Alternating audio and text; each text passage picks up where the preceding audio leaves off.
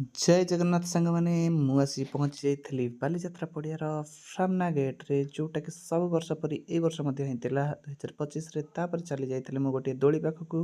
ଦୋଳି ଖେଳିବାକୁ ଇଚ୍ଛା ଥିଲା, ମାତ୍ର ଦୋଳି ଦେଖି ମୋତେ ଡର ଲାଗିଥିଲା, ତ ଖେଳି ନଥିଲି। ସାଇଡ଼୍‌ରେ ଆଉ ଗୋଟେ ବ୍ରେକ୍ ଡ୍ୟାନ୍ସ ଦୋଳି ପାଖରେ ଯାଇ ପହଞ୍ଚିଥିଲି, ତ ସେଟା ବି ଇଚ୍ଛା ନଥିଲା। ତାପରେ ଯାଇ ପହଞ୍ଚିଥିଲି ଗୋଟେ ସୁନ୍ଦର ଜାଗାରେ ଯୋଉଠିରେ ଗଛ ସବୁ ଚାରିଆଡ଼େ ଲାଇଟ୍ ହିଁ ଲାଇଟ୍ ଥିଲା। କେତେ ସୁନ୍ଦର ଭ୍ୟୁ, ନାଇଟ୍‌ର ଭ୍ୟୁ ବହୁତ ଆକର୍ଷଣୀୟ ଥିଲା। ତାପରେ ମୁଁ ଚାଲିଥିଲି ଆଗକୁ। ଗୋଟିଏ ପିଲାକୁ ଦେଖିଥିଲି ଜିପ୍‌ରେ, ସେ ତାର ମନୋରଞ୍ଜନ କରୁଥିଲା, ମଜା ଆସୁଥିଲା ତାକୁ ଜିପ୍‌ରେ, ଛୋଟ ଜିପ୍‌ରେ। ତାପରେ ଟିକେ ଆଗକୁ ଗଲା ପରେ ଚାରିଆଡ଼େ ଖାଲି ଲାଇଟ୍ ହିଁ ଲାଇଟ୍, କେତେ ସୁନ୍ଦର ମୁଁ ଆପଣଙ୍କୁ କହି ବି ପାରୁନି।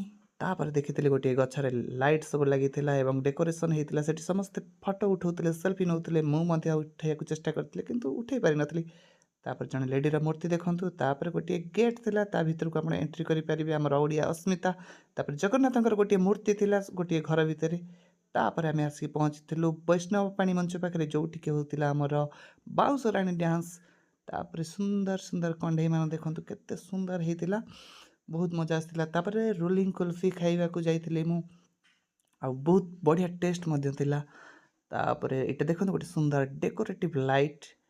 ତାପରେ ଆସିକି ମୁଁ ପହଞ୍ଚିଥିଲି ବେଲୁନ୍ ସଟ୍, ଯୋଉଠିକି ବେଲୁନ୍ ଫୁଟଉଥିଲେ ବନ୍ଧୁକରେ। ମୁଁ 50 ଟଙ୍କା ଦେଇ 10 ରାଉଣ୍ଡ ଗୁଳି ନେଇଥିଲି। ସେଇଠି ମୁଁ ଫୁଟେଇଥିଲି ଗୋଟେ ପରେ ଗୋଟେ ବେଲୁନ୍। ଦୁଇଟା ବେଲୁନ୍ ମାତ୍ର ମୁଁ ମିସ୍ କରିଥିଲି। ତାପରେ ଆସି ପହଞ୍ଚିଥିଲି ଭର୍ଚୁଆଲ୍ ଇମେଜ୍ ପାଖରେ, ଯୋଉଠିକି ଲାଇଟ୍ ଦ୍ୱାରା ଆପଣମାନେ ସମ୍ପୂର୍ଣ୍ଣ ଇମେଜ୍ ଦେଖିପାରିବେ। ତାପରେ ଯାଇ ପହଞ୍ଚିଥିଲି ଗୋଟିଏ ଅଟୋ ପାଖରେ। ତାକୁ ଭାବିଥିଲି ଫଟୋ ନେବା ପାଇଁ। ମୁଁ ଖୋଜୁଥିଲି ମୋ କ୍ୟାମେରାମ୍ୟାନ୍‌କୁ, ପାଇନଥିଲି। ତାକୁ ରିକ୍ୱେଷ୍ଟ କରିଥିଲି କି ଫ୍ରଣ୍ଟରୁ ଆସିକି ଗୋଟେ କ୍ଲିପ୍ ନେବା ପାଇଁ, କିନ୍ତୁ ଅଟୋଟି ବୋଧେ ମୋ ଉପରେ ନାରାଜ ଥିଲା। ସେ ସାଙ୍ଗେ ସାଙ୍ଗେ ମୁହଁ ବୁଲେଇ ଦେଇଥିଲା ସେଇ ଟାଇମ୍‌ରେ।